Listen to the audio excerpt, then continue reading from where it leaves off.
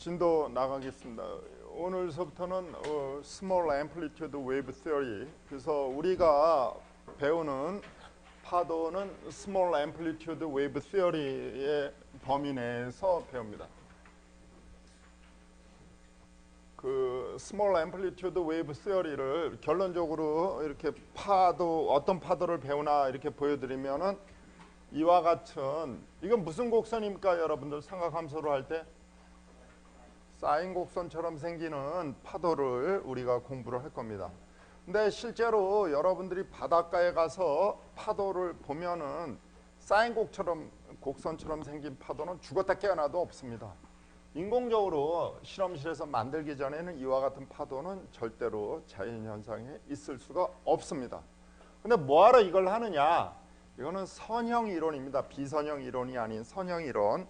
그래서 실제는 비선형 이론을 해야지 되는데 선형 이론 정도만 해서 학부 때 대학원 정도에 가서 이제 비선형 이론을 배워서 실제 설계에는 비선형 이론을 가지고 파도를 공부를 하는데, 이 비선형 이론으로 해야지 자연현상에 더 적합한 파도를 해석할 수가 있습니다. 그래서 자연현상에서는 그럼 어떤 파도를 보느냐? 실제는 이런 파도를 본다.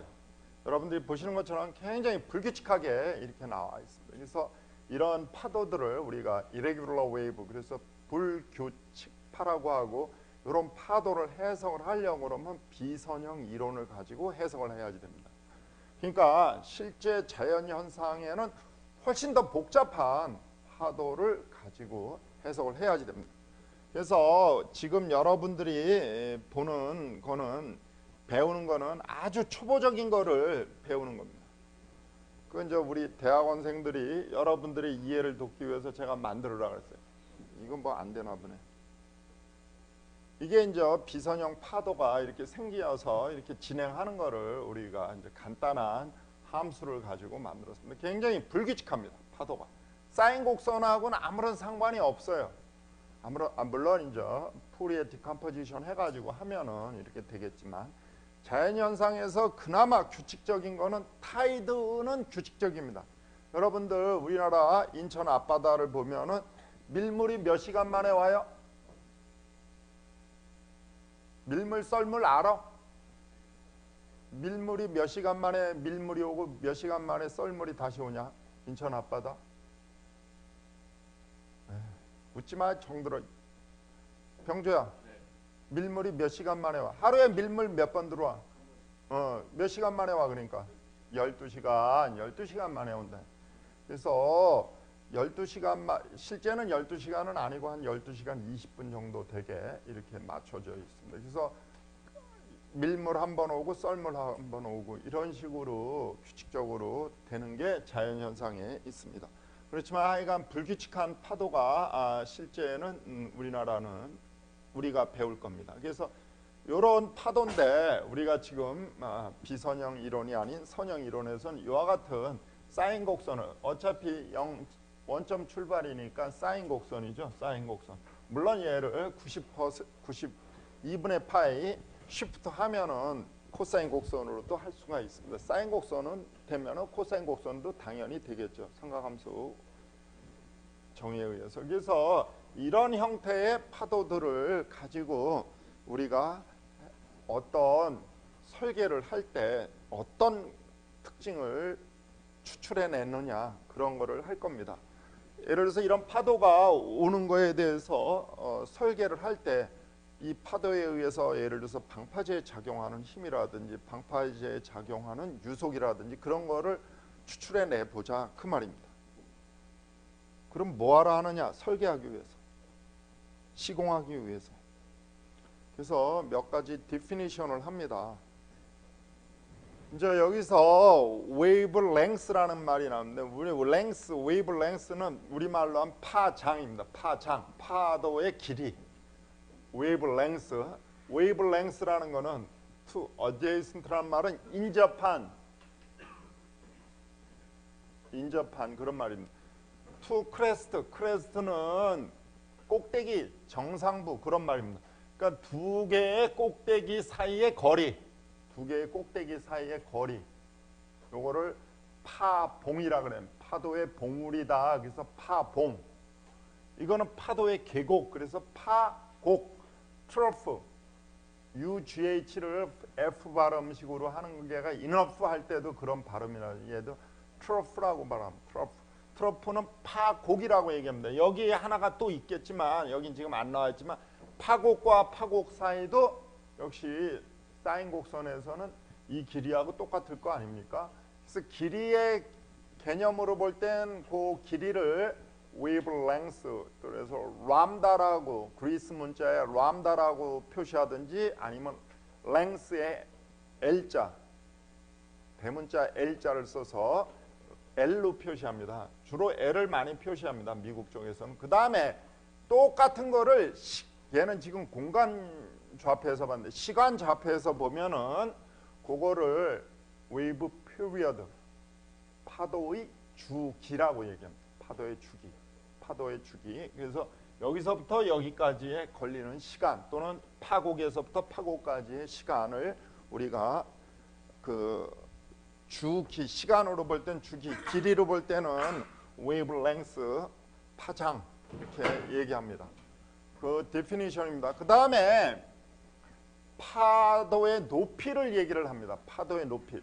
뭐 아침에 일기예보 보면은 뭐 서해상에서는 파도의 높이가 5m가 됩니다. 4m가 됩니다. 뭐 그런 얘기를 하잖아요. 파도의 높이라는 것은 파도의 제일 높은 데서부터 제일 낮은 데까지의 그 연직 거리를 우리가 파도의 높이라고 얘기합니다. 그러니까 쉽게 말해서 여기서 보면 파봉서부터 파고까지의 높이, 여기서부터 여기까지. 그러니까 이거를 우리가 파도의 높이, 파고라고 얘기합니다.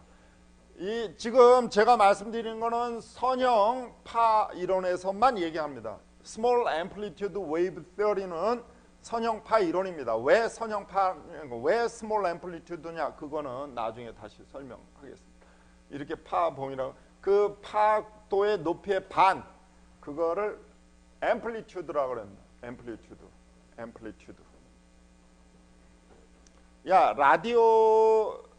라디오 이것만 잘 써먹지는 않는데 여기 웨이브 스티프니스가 나오는데 웨이브의 경사인데 이쪽 연직 방향하고 수직 방향, 그러니까 L분의 H를 우리가 파 경사 그렇게 잘 쓰지는 않습니다. 근데 이제 자연 현상에서는 제가 이런 파도가 온다 그랬잖아요. 그러면 여러분들이 이제 의구심을 한번 가져야지 돼요.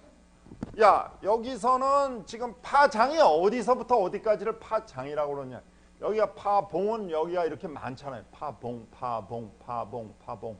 그러면 파봉서부터 파봉까지의 거리를 아까 선형파 이론에서는 웨이브 랭스 또는 시간 개념으로 볼 때 웨이브 주기라 그랬잖아요. 근데 이게 다 달라요, 지금. 이게 다 달라. 여기 요 사이 간격도 다르고 시간도 다 달라. 실제 파도에서는 이런 게 나타납니다. 그래서 해양과학이 어려운 겁니다. 아무나 공부 못하고 나처럼 1등하는 사람들만 공부하는 거예요. 되게 어렵습니다. 파도의 이론이 되게 어려워요. 그러면 이 수많은 파봉과 파곡에서 얘는 뭐를 웨이브랭스로 쓰고 뭐를 웨이브 피리어드로 쓸 거냐? 실제 자연현상에서 우리가 설계를 할 땐 이게 필요하거든요. 그 최문규 과장이 지난주에 코즈웨이 그 교량 프로젝트의 파도의 특성을 분석을 할 때 파도의 주기는 얼마고 파도의 간격은 파장은 얼마를 계산을 할 필요가 있습니다. 이런 관측 자료를 누가 주면 그러면 어떻게 하냐 그러면 이거를 다 계산을 해요. 여기 요 파봉과 파봉 그거를 다 계산을 해요. 그 다음에 파도의 높이도 계산할 수 있죠. 여기서부터 여기 아까 내가 뭐랬어? 크레스트에서부터 트러프까지의 높이를 파도의 높이라 그랬잖아요. 그러면 하나, 둘, 셋, 넷, 다섯, 여섯, 일곱 이렇게 다 계산을 하고 시간 파장도 계산하고 그러면 예를 들어서 그게 한 120개가 나왔다. 파장이. 그걸 소팅을 합니다. 소팅을 큰 순서대로 소팅을 합니다. 그 큰 순서대로 소팅을 해서 앞에 3분의 1 그러니까 120개라 그러면 앞에 40개, 크기로 볼 때 큰 거 40개의 평균 가지고 씁니다. 그렇게 약속을 했어요. 우리 해안공학에서. 오케이? 그거를 significant wavelength라고 우리가 얘기를 합니다. wavelength 또는 wave height라고, wave height 또는 wave period라고 우리가 정의를 했어요. 설계에선 여러분들은 실제 가면 그렇게 설계를 이거를 그러면 어느 명년에 이게 뭐 120개라고 그랬지만 1200개가 될 수도 있는데 어느 명년에 그걸 하고 앉았냐 이게. 그 컴퓨터가 하는 거지. 여러분들이 할 일이 아니에요. 컴퓨터가 이 자료 가지고 스스로 읽어 가지고 다 알아서 계산하게 간단한 소프트웨어 가지고 프로그램 가지고 이렇게 다 할 수 있게 다 돼 있습니다. 그러니까 여러분들이 손으로 쉬어가지고 할 일은 아닙니다. 오케이? 야, 내가 강의하는 거 중에 이상한 거나 틀린 거 있으면 바로바로 아니면 의문 나는 거 있으면 질문하세요. 그냥 넘어가지 마세요.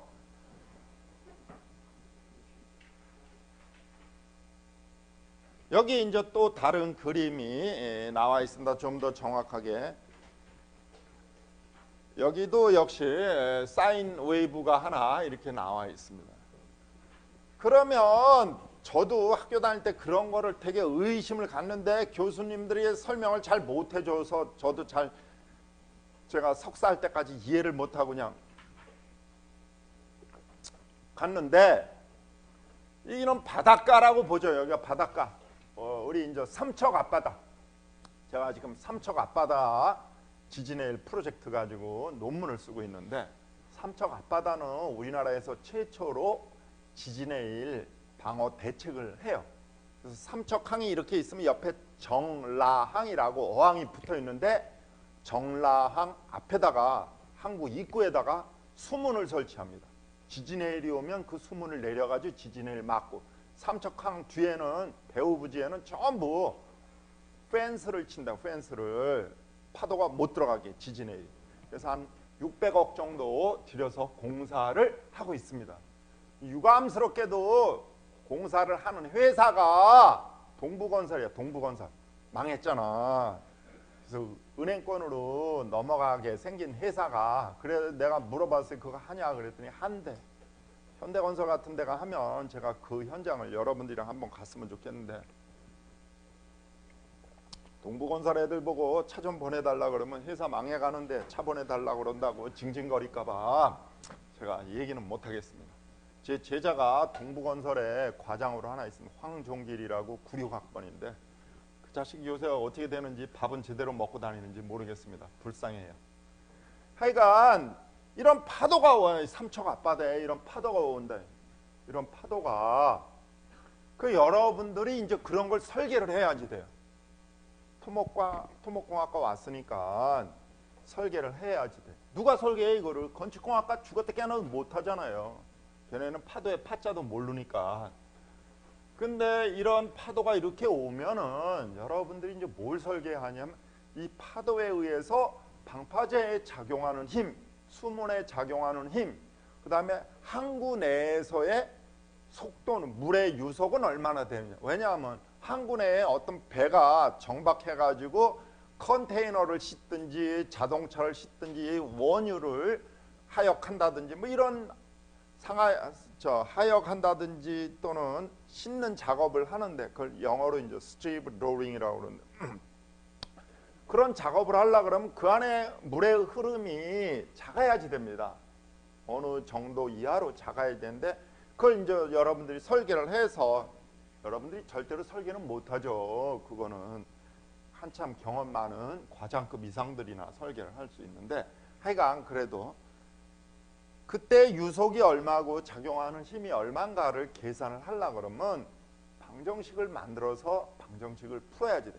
그 방정식을 풀기 위해서는 경계 조건이 또 필요하고, 그래서 항상 공학 문제는 여러분들이 지배 방정식, 거버닝 이퀘이션을 만들고 수립하고 그 다음에 그 방정식을 풀기 위한 경계 조건을 만들어야지 돼. 그걸 잘 해야지 돼요. 잘 못하지. 그래서 제가 다 알아가지고 와서 여러분들한테 강의를 한다.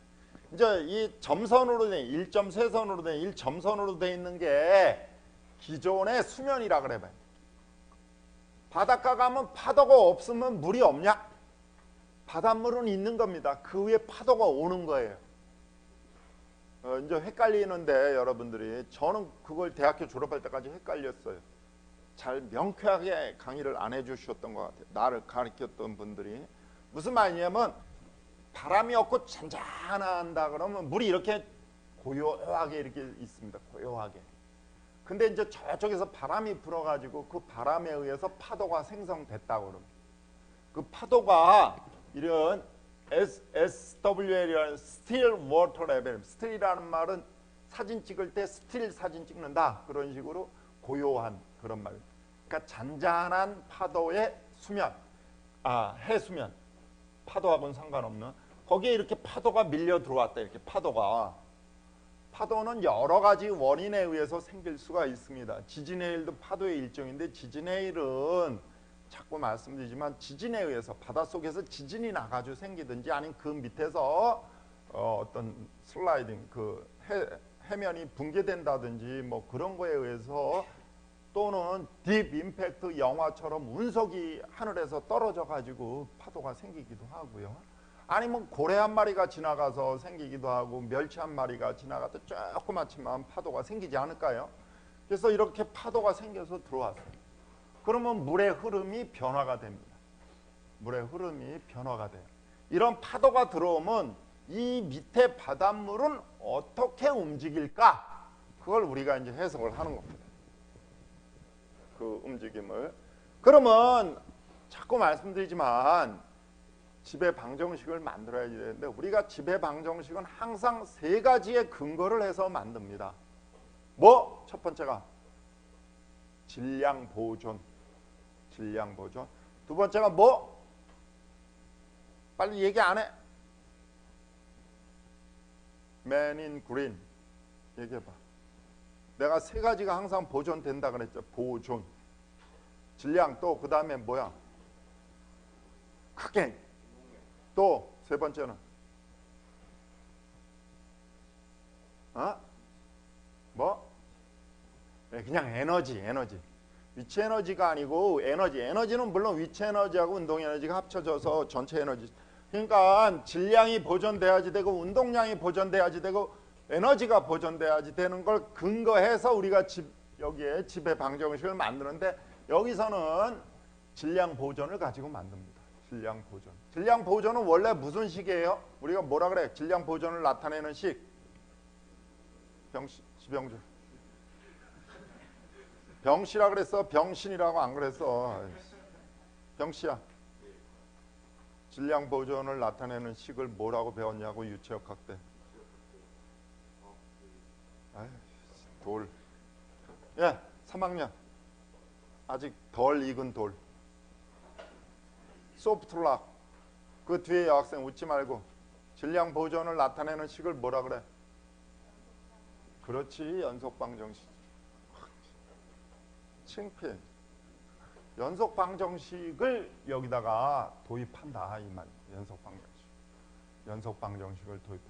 그래서 파도가 들어옴으로 해서요. 아까는 잔잔한 바닷물이었었는데 이 파도에 의해서 이 바닷물이 변화가 됩니다. 그 어떤 변화를 겪게 되는가 그걸 여러분들이 해석을 하는 겁니다. 그래서 나중에 나오겠지만 이 파도가 이동하는 속도하고 이 밑에 물들이 이동하는 속도가 달라요.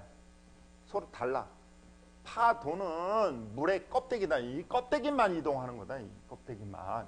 물론 이제 지진의 일이나 폭풍의 일처럼 그런 롱 웨이브라 그래서 LONG 긴 웨이브는 밑에까지 다 영향을 줘서 같이 움직이긴 하지만 상대적으로 독립적으로 이렇게 운동을 합니다. 그건 나중에 우리 나오는 걸로 하겠습니다. 그래서 지금은 첫 번째로 Types of Wave.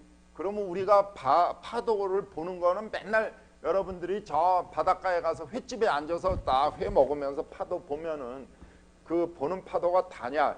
그거는 이제 우리가 보는 파도가 거의 여러분들이 살아가면서 보는 파도의 90% 정도는 그 파도입니다. 그럼 파도는 왜 생기느냐? 이 파도 왜 생겨? 바람에 의해서 생긴다. 바람에 불어서. 그래서 그런 파도를 윈드 웨이브라고 합니다. 윈드 웨이브. 바람에 의해서 생기기 때문에. 바람은 왜 불어? 대류 현상이 너 뭔지 아냐? 조금 아는데 그거하고는 상관. 바람 왜 불어요? 바람 왜 불어? 그 압력차는 왜 생겨? 중력에 의해서 생깁니다. 그래서 우리가 보는 파도 대부분을 또 중력파다. 그래서 gravity wave라고 쓰는 책도 있습니다. 중력파 또는 wind wave 다 똑같은 말인데 그냥 우리는 파도 이렇게 얘기하는 거예요. 또 어디는 일본식 표현이라고 들었는데 정확하게는 저도 잘 모르겠지만 파랑 이렇게 얘기하는 데도 있습니다. 그래서 파도는 바람에 의해서 생기고 바람은 중력차에 의해서 생기기 때문에 그래비티 웨이브 또는 윈드 웨이브라고 합니다. 그래서 파도는 궁극적으로는 중력에 의해서 생기는 겁니다. 물론 이제 타이드, 조석도 일종의 파도입니다. 조석도. 인천 앞바다 조석 간만의 차가 9m, 10m 그런 얘기 들어봤습니까? 조석 간만의 차가 10m라는 말은 쉽게 얘기해서 밀물 때 제일 높이 올라가는 파도의 해수면, 바다의 높이하고 썰물 때 제일 많이 내려가는 바다의 수면하고의 그 높이 차가 9m, 10m 된다 이 말입니다. 그러니까 그 높이 차가 높으면 항구를 짓기에 되게 안 좋습니다. 항구를 짓기에 되게 안 좋아요. 그래서 인천항에는 그런 높이 차를 극복하기 위해서 뭐를 만들었어? 유치원도 안 다녔나? 유치원 다녔어? 유치원 때 간문 그런 얘기 못 들어봤어? 간문이라고 들어봤냐? 간문 시설을 만듭니다. 그 해수면 차를 극복하기 위해서 인천항에는 간문이 있어요. 그 간문이 없으면은 높이차가 너무 심해서 큰 배들이 왔다 갔다 못한다. 그래서 간문 시설이 필요합니다. 그 항구를 짓기에는 별로 좋은 조건은 아닙니다. 그래도 인천에 지을 수밖에 없는 건 인천은 서울에서 가깝고 중국에다가 뭔가를 수출하기 위해서 또 상대적으로 지리적으로 가깝기 때문에 한다. 그래서 이제 우리 공학적인 측면에서 볼 때 파도에는 어떤 것이 있나? 첫 번째, 야 지시야 읽어봐.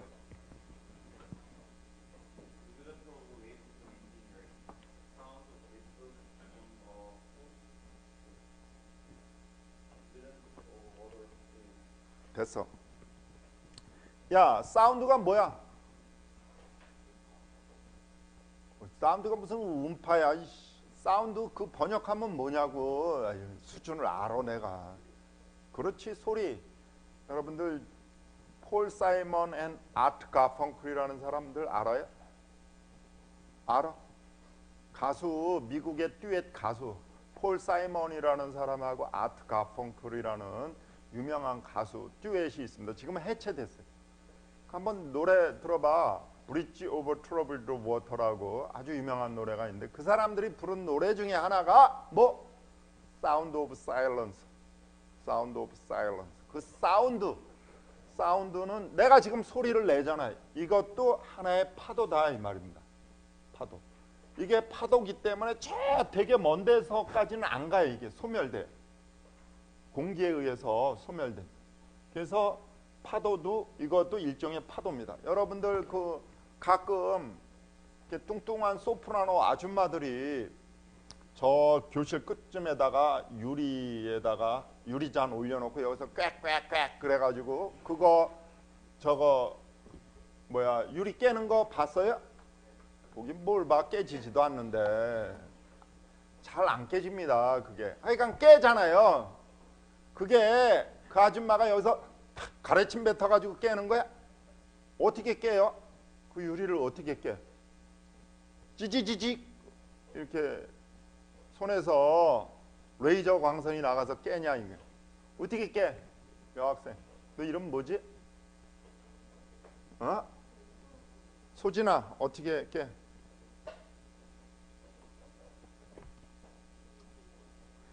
약간 비슷해. 왜 깨지겠어 그게?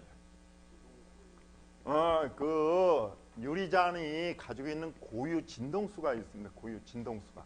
그러면 내가 소리를 내면은 이런 평범한 소리 가진 죽었다 깨나도 못 내고 소프라노 아줌마들은 오비 올라가잖아요. 그래서 유리잔이 가지고 있는 고유 진동수하고 이게 잘 맞아 떨어지면은 이런 식이 됩니다. 힘인데 A 오버 B로 표현을 한다 그랬을 때 얘가 0으로 가면 얘가 아무리 작더라도 이게 결국 뭐로 가겠어요? 무한대로. 이걸 뭐라 그래? 수학에서 이걸 뭐라 그래? 분모가 0으로 가는 걸 뭐라 그래? 수학에서. 발상 같은 소리 하고 앉았네. 발싸개라 그래라. 뭐라 그래? 수학적인 저 용어로. 불능 같은 소리 하고 앉았네. 정말 불능이네. 리조넌스라고 들어봤어? 공명현상. 공명. 그 공명현상을 이용하는 겁니다.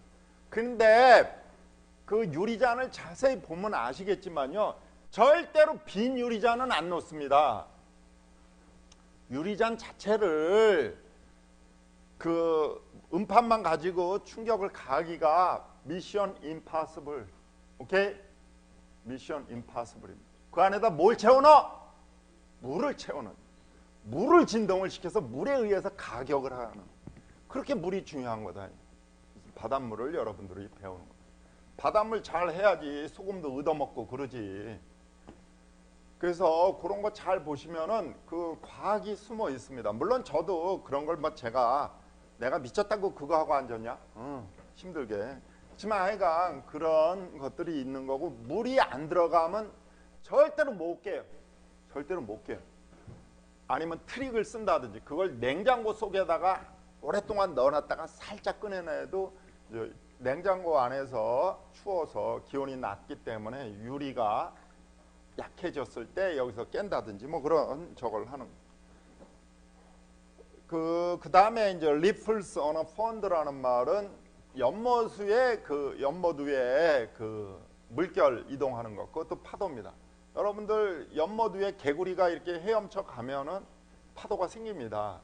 일종의 항주파라 그래서 어떤 배 같은 게 한강에 지나가도 양쪽에 이렇게 꼬리처럼 파도가 생겨요. 그래서 뭔가 물체가 지나가면서 생기는 파도들이 있습니다. 그 다음에 마지막으로 스트링, 기타줄 같은 것들 역시 저걸 합니다. 그 다음에 이제 워터 웨이브에는 여러 가지가 있는데 워터 웨이브는 그 밑에 있으니까 제가 안 하겠습니다. 여기 클래시피케이션. 지금 얘가 읽은 파도들이 여러 가지 파도들이 있습니다.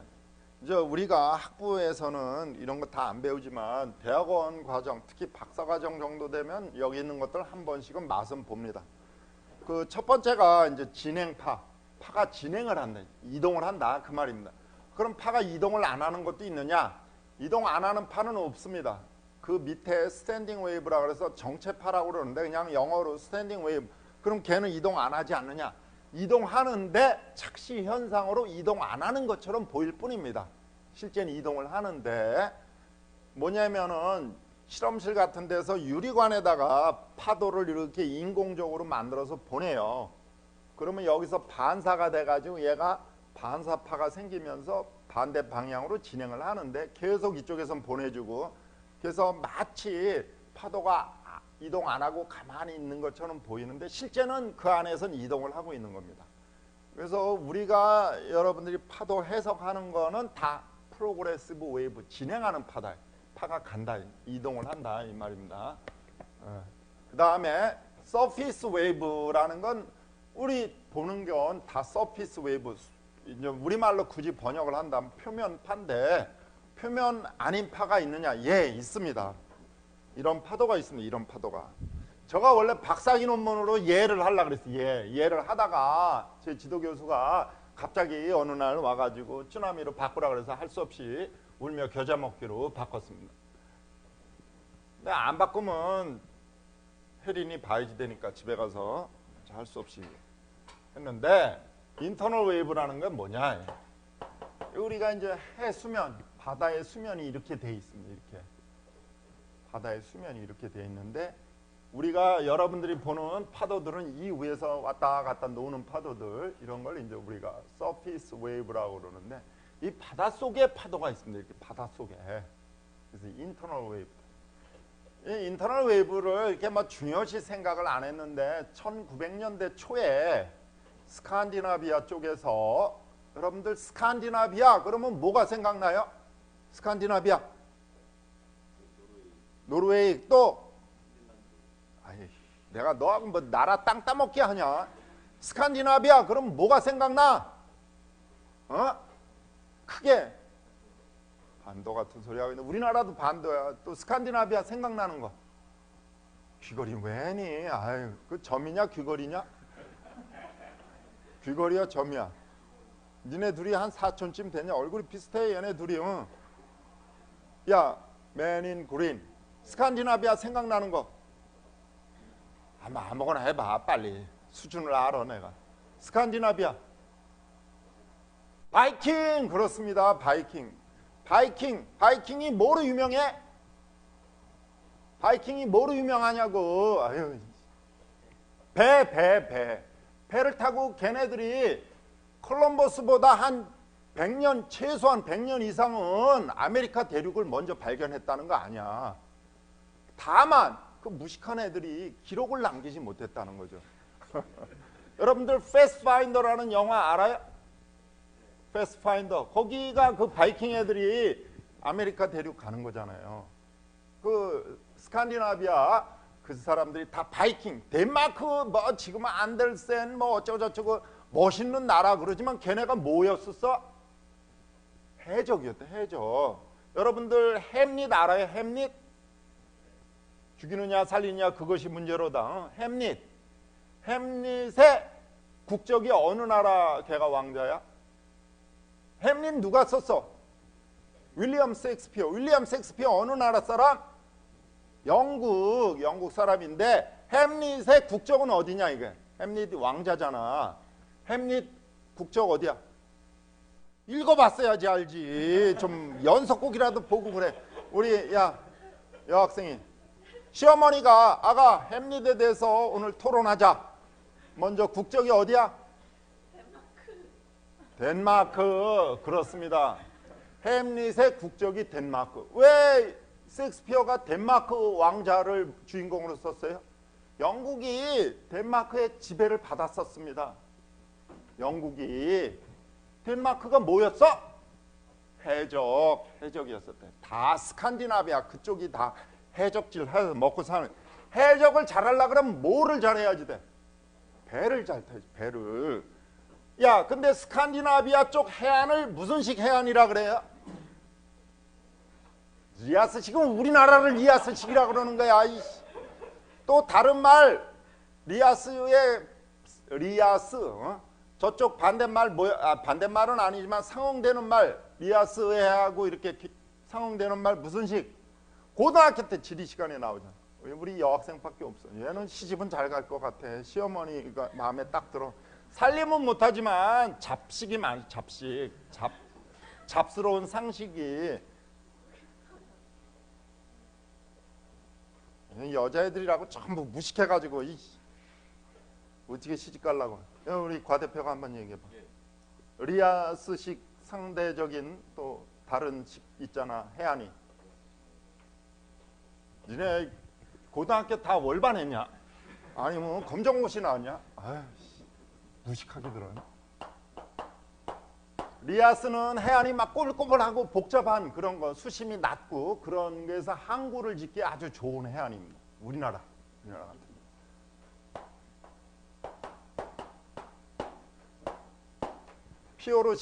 피오르식 들어봤어요? 피오르식 해안이라 그래서 빙하에 의해서 생성된 겁니다. 그래서 여기는 해안가에 이렇게 바닷속에 들어가면 수심이 급격히 이렇게 낮아져요. 수심이 깊어진다면 금방. 그러니까 여기다 방파제를 지으려고 그러면 엄청나게 돈이 많이 들어가죠. 이런 해안들을 우리가 피오르식 해안이라고 합니다. 근데 예전에 1900년대 이전에 이 스칸디나비아 쪽에서 이 사람들이 배를 타고 어디를 가는데 어떤 특정 지역을 지날 때는 다른 데서는 예를 들어서 100마력의 10노트에 1노트가 뭐야? 1노트가 뭐야?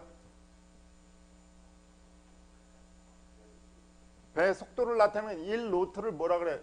항공기도 이렇게 하잖아. 1노트가 뭐냐고요? 뭘 알아야 면장을 하지. 아유, 애들이라고 다 이렇게 무식하냐? 그러니까 취업을 못하지. 야, 1노트가 뭘? 야, 1해리는 아냐?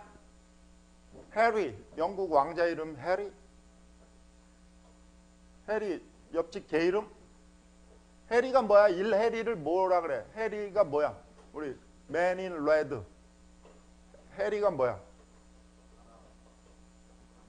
그래, 얼마를 1해리라 그래. 조금 뭐 근처는 갔었다 이게. 1850m 1해리를 1시간에 가는 거를 1노트라고 그러네. 그러니까 10노트면 18km 뭐 예를 들어서 가는 거죠. 그러면 이렇게 갔는데 어떤 특정 지역을 지날 때는 100노트 가지고 5노트밖에 못 가더라. 그래서 이상하잖아요. 그래서 스웨덴에 유명한 해양학자가 있었습니다. 에크만인가? 제가 이름이 지금 그 사람 이름에 컨스탄트도 있습니다. 우리 레이놀즈 넘버처럼 그 사람 이름에 넘버. 그 사람이 그걸 규명을 했는데 바닷속에 인터널 웨이브가 있더라. 인터널 웨이브. 그 배가 인터널 웨이브는 이렇게 진행을 하고 배가 이렇게 진행을 할 때는 이 인터널 웨이브가 마찰력으로 작용을 해가지고 배가 잘 진행을 못하는 거예요. 에크만. 그래서 요거를 이 해적들이 여기는 가면은 제속도가 안 난다. 그래서 죽은 바다다. 그래서 데드시라 그랬습니다. 데드시 이펙트라고 그러는데 데드시 죽은 바다. 그래서 무서워했습니다. 이제 옛날에 무식하니까 이게 뭐야 해적질 해먹던 애들이 뭐 쥐뿔이나 지금은 좀 먹고 산다 그러지만 옛날엔 무식했으니까. 그래서 이거를 그 에크만이라는 분이 해양학자입니다. 스웨덴에 규명을 해보니까 바닷속에 이런 파도가 있더라. 그래서 이제 인터널 웨이브를 많이 연구를 하고 지금은 미국 국방성에서 연구를 많이 해요. 내가 예전에 한번 수업 시간에도 수리학 때인가 한번 얘기를 하는데 야 미국이 지금 북한 애들이 아무리 떠들어봤자 미국엔 상대가 안 되니까 예전에 이라크하고 크게 전쟁을 2번인가를 했어요. 아버지 부시 대통령 때도 데저트 스톰 그래서 사막의 폭풍 그래서 사막의 폭풍 선전포고를 하기 전날 밤에 제일 먼저 하는 일 뭐? 밤에 야 니네가 전쟁한다 그러면 제일 먼저 이라크에다 어떤 뭐를 하겠냐? 니네가 미국 대통령이라고 하면 이라크 뭐를 부숴버리겠냐? 응? 또 공항 또 통신 또 발전소 이런 걸 부숴야지 된다. 군사 시설로 쓸 수 있는 것들 제일 많이 부수는 것 중에 하나가 에어베이스 공군기지. 그래야지 전투기들이 못 뜨니까. 그래서 그런 거를 가서 부숴서 기능을 못하게 해야지 되는데 누가 그거 갖 거야? 여기서 대포를 쏘겠습니까? 뭐를 하겠습니까? 그러면 제일 먼저 하는 일이 항공모함이 육지에 어떻게 가? 뭘 해? 야, 저 끝에 늦게 온 녀석. 너 이름 뭐냐? 은성아. 어떻게 그거 공군기지를 부수겠어? 너 같으면. 응? 전투기로 가면은 그쪽 전투기가 바로 발진을 해버려가지고 같이 공중전 싸워서 아군의 희생이 크다. 조종사 하나 훈련시키려고 그러면 기간도 기간이지만 돈도 우라질하게 많이 드는데 그걸 어떻게 아깝다. 그래서 미국이 북한하고 전쟁을 해도 마찬가지일 겁니다. 제일 먼저 북한에다 대고 뭘 하겠어요? 미사일을 쏜다. 이런 얘기 들어봤어요? 토마호크. 이건 크루즈 미사일.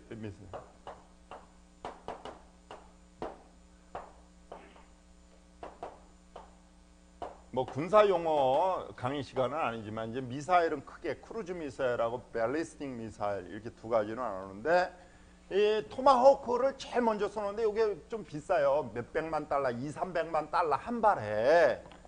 그걸 쏠라고 그러는데 예를 들어서 육지에 어디서 쏘면은 저쪽에서 거꾸로 추적을 해가지고 저 자식들 어디서 쐈어. 그리고 그쪽에서도 이쪽으로 쏜다. 그러니까 제일 먼저 어디서 토마호크 미사일을 쏴요? 잠수함에서 쏜다. 잠수함. 왜?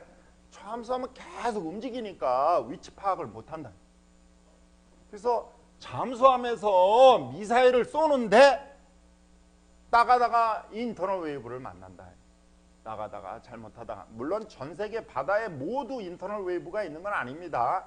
인터널 웨이브가 유명한 데가 필리핀 앞바다, 그 다음에 안다만, 타일랜드 앞바다인 안다만 해에 또 많고, 제주도 앞바다에도 가끔 생기고 동해상에도 있습니다. 이제 왜 그럼 인터널 웨이브가 생기느냐? 원인은 여러 가지가 있습니다. 예를 들어서 제주도 앞바다에 한 10여 년 전에 집중적으로 생긴 이유가 있었는데, 그때 양쯔강이 범람을 했어요.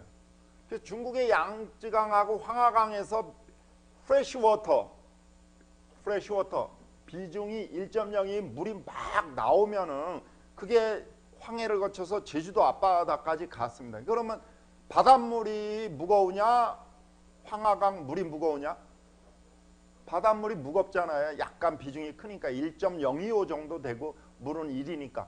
그러면 위에는 프레시워터 강물이 있고 밑에는 바닷물이 있습니다. 그래서 제주도에서 그때 뭐 해삼 뭐 이런 게 멍게 뭐 또 뭐야 전복 이런 것들이 전부 폐사를 해버렸대요. 민물이 밀려오니까. 그러면 민물이 있고 여기 바닷물이 있는데 거기다 어떤 충격력이 가해지면 그 사이에서 밀도 차이에 의해서 이런 인터널 웨이브가 생깁니다. 지금은 정년퇴직하셨지만 서울대 해양학과에 백범 김구하고 이름이 똑같은 김구 교수라는 분이 있었어요. 그분이 우리나라에서 인터널 웨이브를 많이 연구한 분입니다. 지금 포항공대 뭐 석좌 교수로 가셨다고 그랬는데 지금 뭐 정년퇴직하신 지가 한 10여 년 가까이 돼가서 지금은 저도 잘 모르겠습니다. 그분 쪽에서 논문이 나오더라고요. 제가 예전에 좀 조사를 해보니까. 그래서 이런 크루즈 미사일을 발사할 때 영향을 받기 때문에 미 국방성에서 여기다가 연구비를 씁니다. 연구비를. 그래서 밸리스틱 이거는 육지에서 발사하는 데가 있는 그런 데서 하는. 근데 크루즈 미사일은 아주 정밀도가 높아요. 이 안에 컴퓨터가 내장돼 있어서 여기서 가면서도 계속 궤도를 수정할 수가 있습니다. 근데 밸리스틱하고 차이점은 얘는 엄청나게 큰 폭탄을 들고 갈 수가 있는데 얘는 큰 폭탄은 못 들고 정밀한 타격을 할 때는 얘를 씁니다. 비싸지. 그러니까 비싸지. 그래서 잘 못한다는 거. 인터널 웨이브. 그 다음에 이제 이게 뭐 제가 어디 책을 찾아보다 자료를 못 찾았는데 1970년대인가 그 미국의 핵 잠수함 하나가 대서양에서 없어졌어요. 아직도 못 찾았습니다. 아직도. 미국 핵 잠수함 하나가. 그래서 미국이 발칵 뒤집혔어요. 이거 소련 애들이 와서 파괴시켰냐 뭐. 근데 나중에 이제 결론을 내린 거는 핵 잠수함이 이동을 하다가 인터널 웨이브를 만나서 기관 고장을 일으켜서 바닷속에서 아직도 잠들고 있다. 그렇게 결론을 내렸습니다. 이건 책에 있는 건데 제가 그 책을 못 찾았는데 저도 공부하는 과정 중에서 본 겁니다. 그러니까 인터널 웨이브가 굉장히 중요하고 최근에는 이제 여기다가 지금 멕시코만이나 아까 제가 말씀드렸던 안다만시라는 게 어디냐 그러면 여기 인도가 있고 여기가 이제 인디안 오션이잖아요. 그 다음에 이쪽에 이제 동남아시아가 있으면 이쪽이 안다만해입니다. 안다만해 들어봤어요? 안다만시. 인도양의 일부라고 생각하시면 돼요. 안다만해 들어봤어요? 니네 김현이라고 아냐? 김현이라는 여자 알아? 간첩. 걔가 왜 그 여자가 왜 유명해? 나쁜 쪽으로 노토리어스 나쁜 쪽으로 유명한 거. 왜 유명해? 비행기를 격추시켰잖아요. 대한항공을 폭탄에 장치를 해서 그 비행기 대한항공이 떨어진 데가 이 안다만입니다. 안다만에 여기에 떨어졌습니다. 여기. 거기 죽은 사람들 한 3분의 1은 내가 아는 사람들이에요. 제가 현대건설에 있을 때 이라크 현장에 화력발전소 건설 현장에 있다가 이제 사표를 내고 대학원 왔는데 그 현장에 있던 분들이 많이 돌아가셨습니다. 그 비행기를 타고 오다가. 그래서 이 안다만에는 이 인터널 웨이브로도 유명한 동네입니다. 그 다음에 이제 이런 인터널 웨이브는 여러 가지 원인에 의해서 발생을 합니다. 밀도차. 이 밀도차 같은 거는 이제 온도에 의해서도 밀도차가 형성되고 그래서 나이가 어려운 파트입니다. 그래서 토목공학보다는 해양학과, 자연대학 내에 이제 해양학과가 있는 학교가 예를 들어서 서울대 해양학과가 있고 충남대 해양학과가 있고 뭐 이런 해양학과가 있는 학교에서 많이들 연구를 합니다. 좀 수학적으로 어렵고 그렇습니다. 최근에는 이제 얘가 환경에도 영향을 미친다 뭐 이렇게 해가지고 연구들을 더 하고 있습니다.